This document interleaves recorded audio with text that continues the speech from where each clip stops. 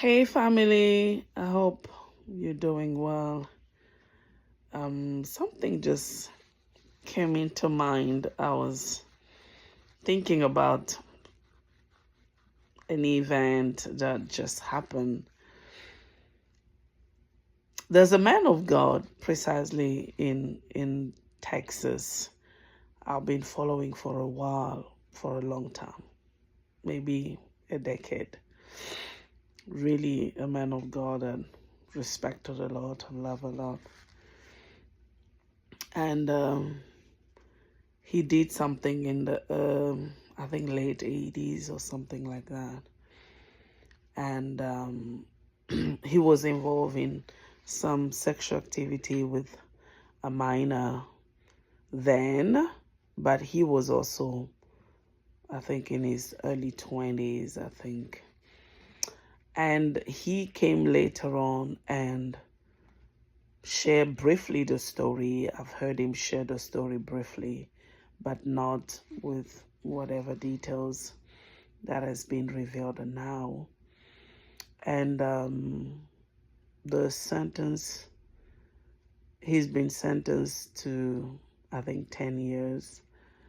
He will spend some months in prison, and then he will be registered as a sex offender.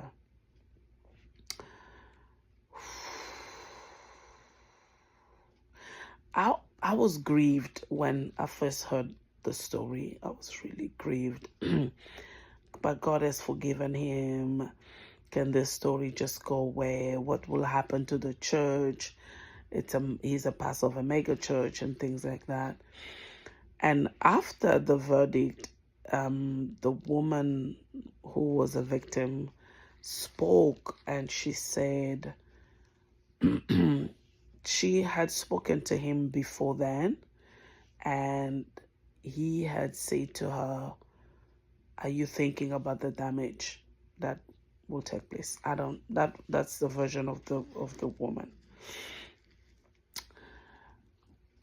Many a times that we've seen some of these stories happening so often, and we kind of trivialize the pain of the victim in the name of, do you think of how many people will be affected? This person has lost years of their lives trying to find closure. And that brought me back to the story of David. When God started reprimanding David, he didn't care how many people so-called will be affected, because what he did was wrong. We cannot hide God's correction in the name of, do you think what will happen to the people? But when you did it, did you consider what will happen to the people? Or even the pain of the person that you had caused pain?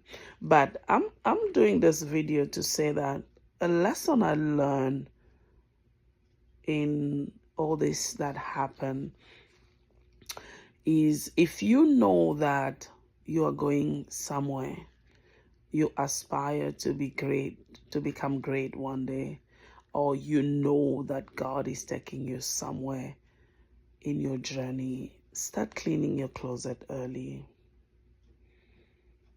Clean your closet early, because it will come back. And sometimes when it comes back when we are least expecting it. That's when those visitation comes back. It came back to David. He was least expecting that God will come back and visit. He thought this was a perfect calm, no trace. He didn't know God was watching.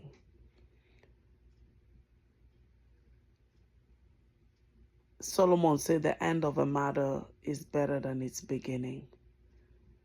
Especially, I mean, we are not saying bring out all your dirty linen out there, but if you know people are hurting because of you, you know you did people really wrong, go and resolve with those people, because you don't know the pain that you will cause.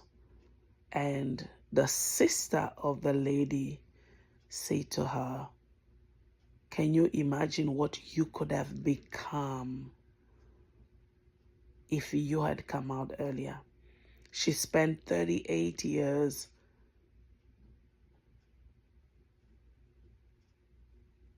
a shadow of herself because she felt not vindicated.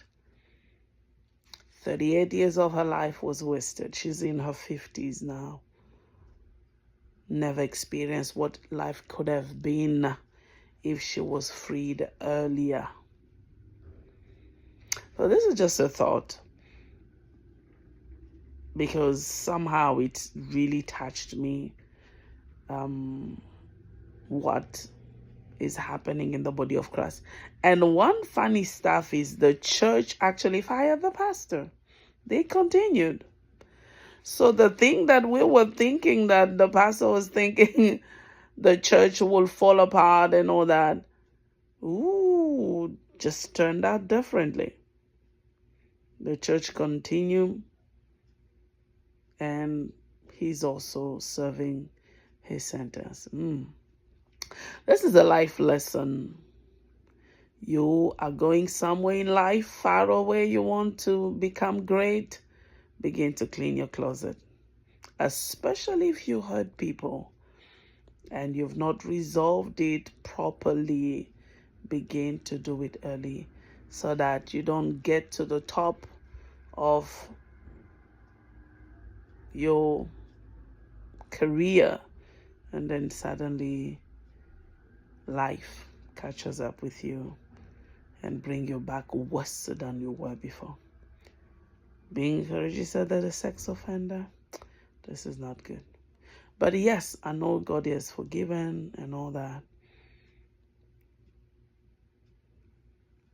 But didn't end well. Yeah, didn't end well. So, somehow, just taught me a lesson.